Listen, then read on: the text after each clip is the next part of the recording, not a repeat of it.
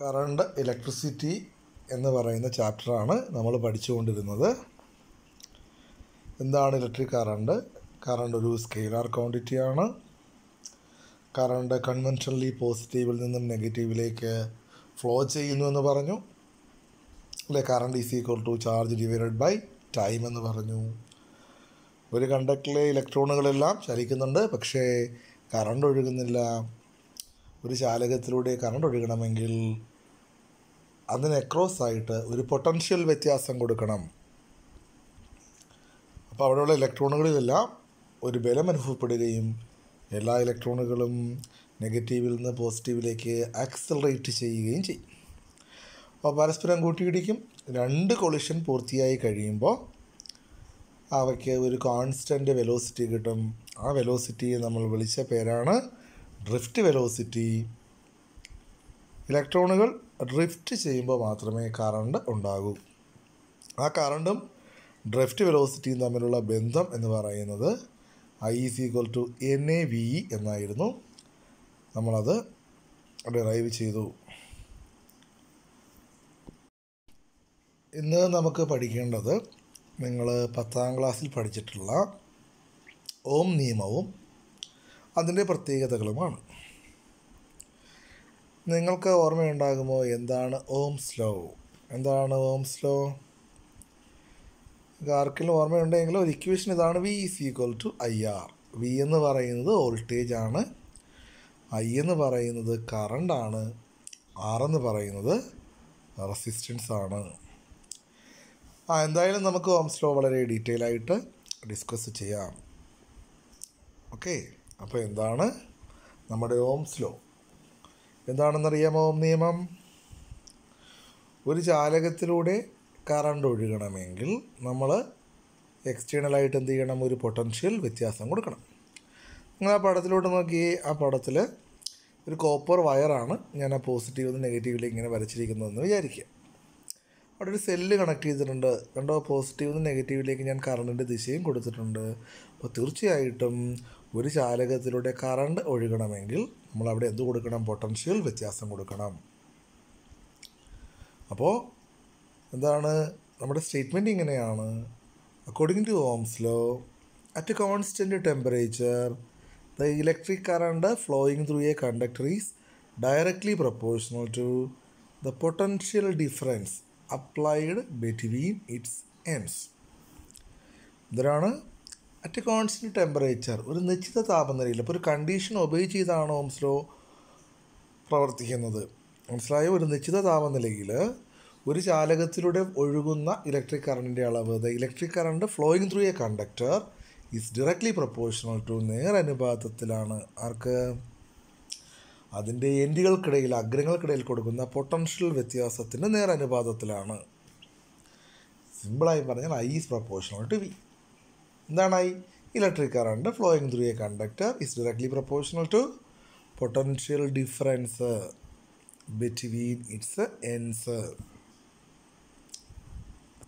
ഒരിക്കൽ കൂടി പറയാം: at constant temperature electric current flowing through a conductor is directly proportional to the potential difference applied between its ends.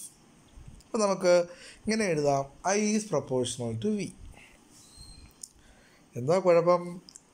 Current കൂടുമ്പോൾ voltage കൂടുന്നു എന്ന് പറയുന്നത് physically കറക്റ്റല്ല. വോൾട്ടേജ് കൂടുമ്പോഴാണ് കറണ്ട് കൂടുന്നത്. അപ്പോൾ നമ്മൾ പറയുന്ന statement I is proportional to V ആണ്, പക്ഷേ ഫിസിക്കലി അത് കറക്റ്റല്ല. Physically V is proportional to I എന്നാണ്. ഓക്കെ, പ്രൊപ്പോർഷണാലിറ്റി മാറ്റാൻ വേണ്ടി ഞാൻ R എന്ന് പറയുന്നൊരു കോൺസ്റ്റൻറ്റ് കൊണ്ട് മൾട്ടിപ്ലൈ ചെയ്തു. നമുക്ക് ഉത്തരം കിട്ടി. V is equal to RI.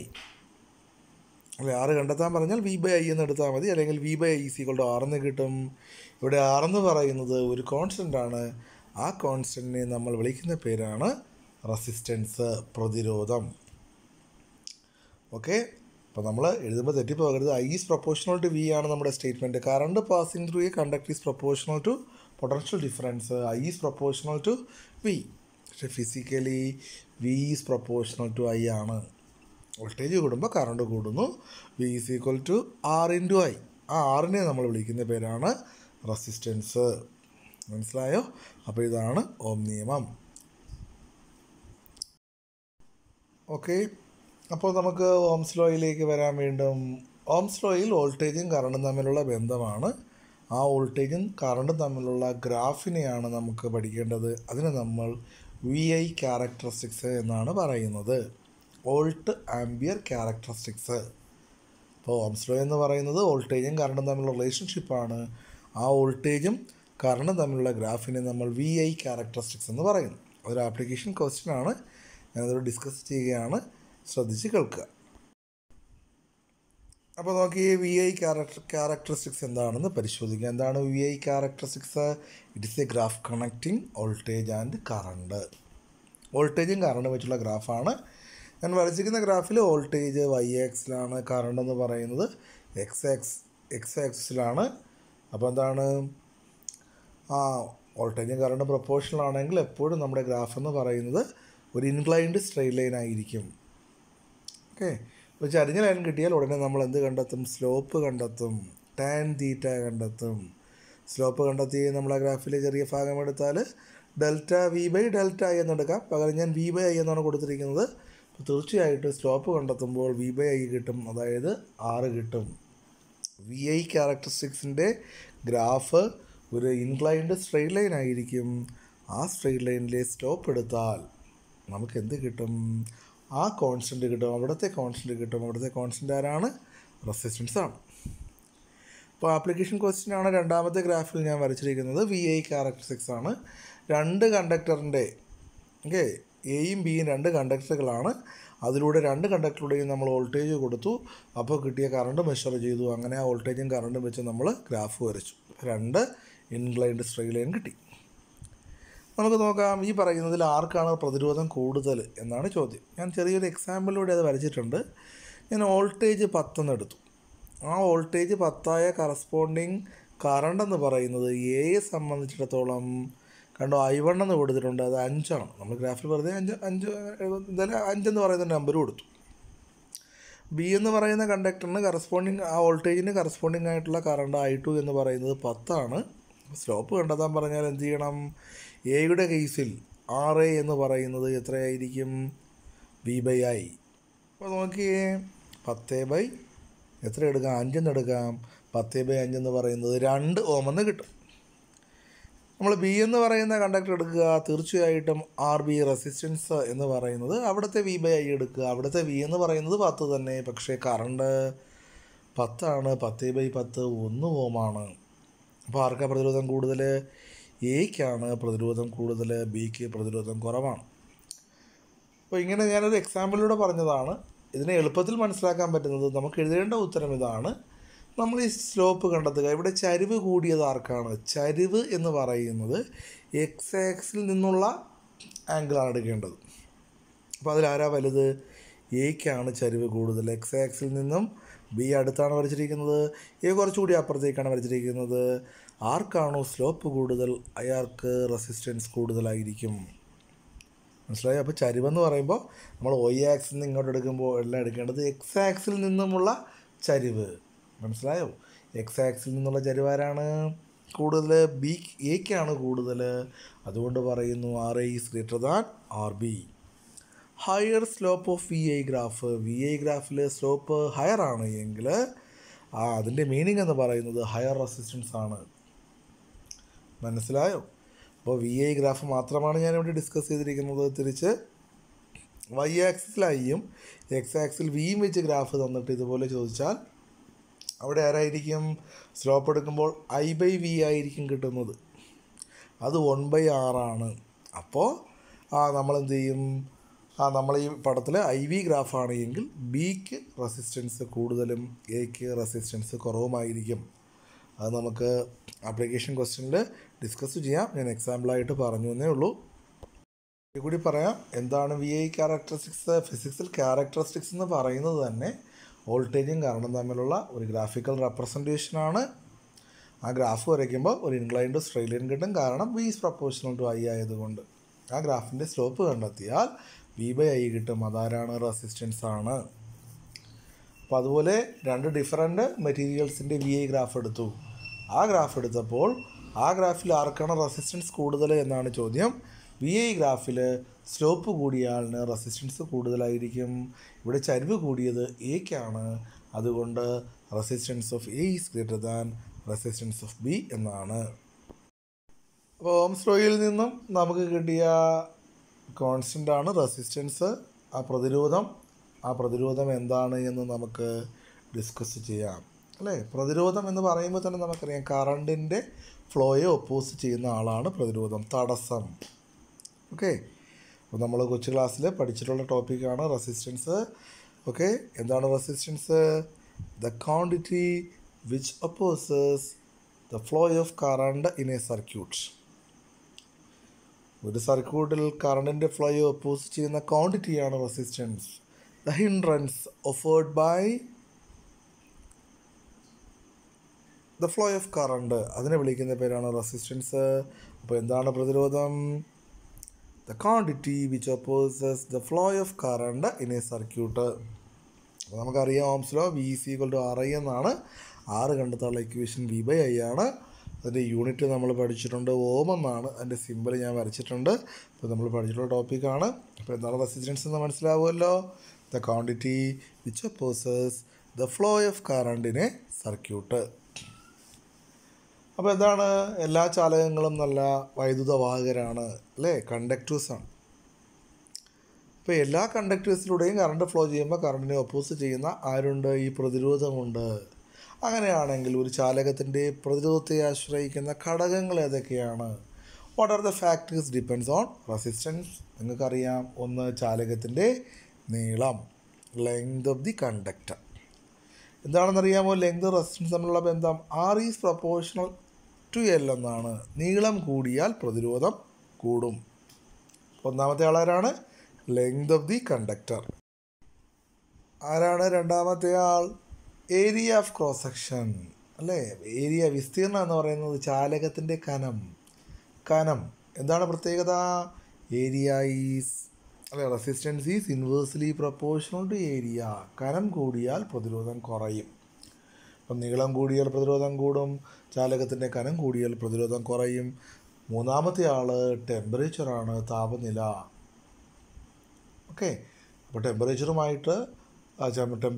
Resistance തമ്മിലുള്ള റിലേഷൻഷിപ്പ് വളരെ ഡീറ്റെയിൽ ആയിട്ട് നമുക്ക് ഡിസ്കസ് ചെയ്യാനുണ്ട്. പോയിൻ്റ് മാത്രം ഓർത്തിരുന്നാൽ മതി. മൂന്നാമത്തെ ആൾ temperature. 4 nature of the material, ഒരു മെറ്റീരിയലിൻ്റെ സ്വഭാവം. അതായത് നമുക്കറിയാം ഏറ്റവും നല്ല കണ്ടക്ടർ എന്ന് പറയുന്നത് സിൽവറാണ്. അപ്പോൾ അതിനകത്ത് ഇലക്ട്രോണുകളുടെ എണ്ണം കൂടുതലായിരിക്കും, ഫ്രീ ഇലക്ട്രോണുകളുടെ എണ്ണം കൂടുതലാണ്. ന്യൂക്ലിയസുമായിട്ടുള്ള ഇൻട്രാക്ഷൻ വളരെ കുറവാണ്. അതുകൊണ്ട് ഇലക്ട്രോണുകൾക്ക് വളരെ എളുപ്പത്തിൽ ചലിക്കാൻ പറ്റും. അത് ആ മെറ്റീരിയലിൻ്റെ പ്രത്യേകതയാണ് the nature of the material. അപ്പോൾ what is your resistance? The quantity which opposes the flow of current in a circuit. It is measured in ohm. What are the factors depends on resistance? ഒന്ന്, length of the conductor, R is proportional to L. 2, area of cross section, R is inversely proportional to area. 3, temperature, താപനില. 4, nature of the material. ചാലകത്തിൻ്റെ നീളം, എന്താണ് നീളവും പ്രതിരോധവും തമ്മിലുള്ള ബന്ധം? R is proportional to L. 2, ചാലകത്തിൻ്റെ കനം, area of cross section, R is inversely proportional to area. 3, temperature. 4, nature of the material. അടുത്തതായി നമുക്ക് പഠിക്കേണ്ടത് റെസിസ്റ്റിവിറ്റി, പ്രതിരോധശേഷി എന്താണ് എന്നാണ്. അപ്പോൾ നിങ്ങൾ കാണുന്ന ഈ വീഡിയോയിൽ കാണുന്ന തന്നെയാണ് നിങ്ങളുടെ നോട്ട്. അപ്പോൾ അതൊരു പേപ്പറിലേക്ക് പകർത്തുക. അതോടൊപ്പം നിങ്ങൾ ക്ലാസ് കേൾക്കുക. നിങ്ങൾക്ക് എന്തെങ്കിലും ഡൗട്ട് ഉണ്ടെങ്കിൽ അതിനോട് ചോദിക്കണം. ഓക്കെ, അപ്പോൾ എന്താണ് നമുക്ക് റെസിസ്റ്റിവിറ്റി എന്ന് നോക്കാം. നമ്മൾ നേരത്തെ പഠിച്ച 4 കാര്യങ്ങൾ അല്ലേ. R is proportional to L, R is proportional to 1/A, temperature, അതുപോലെ തന്നെ നാച്ചർ ഓഫ് ദ മെറ്റീരിയൽ. അവസാനത്തെ 2 കാര്യങ്ങൾ ഞാൻ കോൺസ്റ്റൻ്റ് ആക്കി എടുക്കുന്നു. അതായത് ഞാനൊരു കോപ്പർ വയർ എടുത്തു. ഫോർ എ ഗിവൺ മെറ്റീരിയൽ ഒരു 30 ഡിഗ്രി സെൽഷ്യസ് താപനിലയിൽ മാറ്റം വരുന്നില്ല. അപ്പോൾ അവസാനം പറഞ്ഞ 2 കാര്യങ്ങൾ ഫിക്സഡ് ആക്കി എടുക്കുക. എന്തൊക്കെയാണ്? For a given material and at a constant temperature. ഒരു നിശ്ചിത ലോഹത്തിന് ഒരു നിശ്ചിത താപനിലയിൽ നമ്മുടെ first equation R is proportional to L. Okay, രണ്ട് R is proportional to 1/a. രണ്ട് സൈഡും ആറാണ്. നമുക്ക് ഒരുമിച്ച് എഴുതാം. R is proportional to L divided by A. അവിടുത്തെ പ്രൊപ്പോർഷണാലിറ്റി മാറ്റുന്ന കോൺസ്റ്റൻ്റാണ് rho. R H O simple നിങ്ങൾക്ക് അറിയാം. R is equal to rho L by A, where rho is A constant called resistivity. Okay, അപ്പോൾ എന്താണ് പ്രതിരോധശേഷി? ഒരു നിശ്ചിത ലോഹത്തിന് ഒരു നിശ്ചിത താപനിലയിൽ റെസിസ്റ്റൻസ് നീളത്തിന് പ്രൊപ്പോർഷണലാണ്. R is proportional to L. കനത്തിന് ഇൻവേഴ്സ്ലി പ്രൊപ്പോർഷണലാണ്. R is proportional to 1/a. ഒരുമിച്ച് എഴുതിയാൽ R is proportional to L divided by A. R is equal to a constant rho L by A. ആ റോയുടെ പേരാണ് റെസിസ്റ്റിവിറ്റി അല്ലെങ്കിൽ സ്പെസിഫിക് റെസിസ്റ്റൻസ്. നമുക്കിങ്ങനെ ഒരു ഇക്വേഷൻ കിട്ടിക്കഴിഞ്ഞാൽ നമുക്കതിലെ കോൺസ്റ്റൻറ്റ് റെസിസ്റ്റിവിറ്റി എന്താണ് എന്ന് ഡിഫൈൻ ചെയ്യാൻ പറഞ്ഞാൽ ലെഫ്റ്റ് ഹാൻഡ് സൈഡിൽ ഒരാളുണ്ടല്ലോ ആറ്, അപ്പുറത്ത് ഡിഫൈൻ ചെയ്യേണ്ട ആളെ ഇട്ടിട്ട് ബാക്കിയെല്ലാം എത്രയാക്കുക? ഒന്നാക്കുക, യൂണിറ്റി ആക്കുക. അപ്പം ഞാൻ പറയുന്നു if L is equal to 1 metre and area A is equal to 1 metre square. അപ്പോൾ എന്ത് കിട്ടും? അത് രണ്ടും ഒന്ന് കൊടുത്താൽ equation R is equal to rho എന്ന് എഴുതാം. ഇനി ഡിഫൈൻ ചെയ്യാം, ഈസിയാണ്. ആരാണ് ആറ്? ആറെന്ന് പറയുന്നത് the resistance of a conductor is equal to ആരാണ് rho? It is equal to resistivity.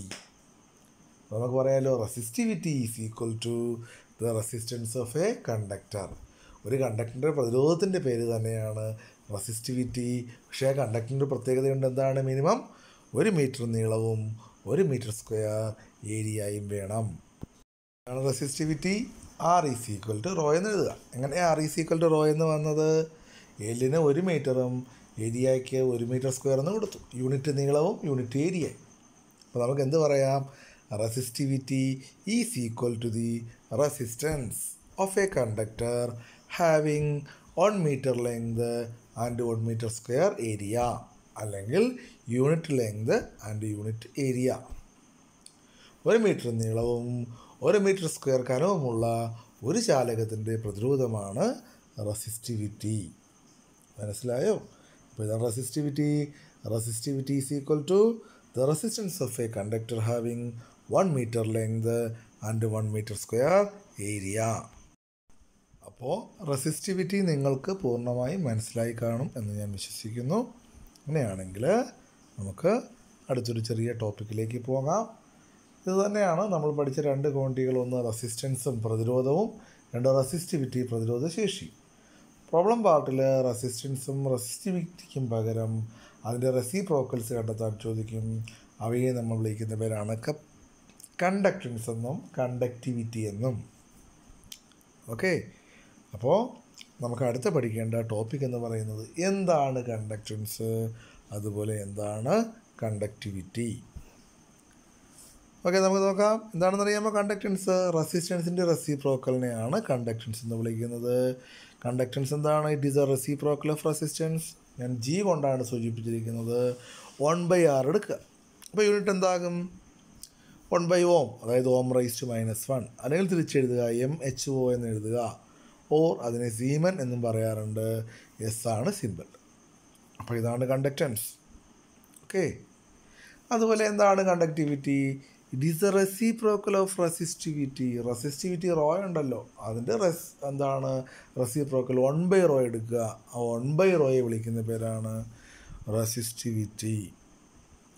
അതിനെ സിഗ്മ കൊണ്ടാണ് സൂചിപ്പിക്കുന്നത്. Sigma is equal to 1/ρ. Unit ആരായിരിക്കും? റോയുടേത് ഓം മീറ്റർ ആയിരുന്നു. അപ്പോൾ അതിൻ്റെ റെസിപ്രോക്കലാകുമ്പോൾ ohm raise to -1, metre raise to -1, അല്ലെങ്കിൽ MHO മീറ്റർ റൈസ് ടു -1, അല്ലെങ്കിൽ സീമൻ മീറ്റർ റൈസ് ടു -1 എന്ന് എഴുതാം. അപ്പോൾ രണ്ട് സിമ്പിൾ പോയിന്റുകളാണ്. The reciprocal of resistance is called conductance and the reciprocal of resistivity is called conductivity.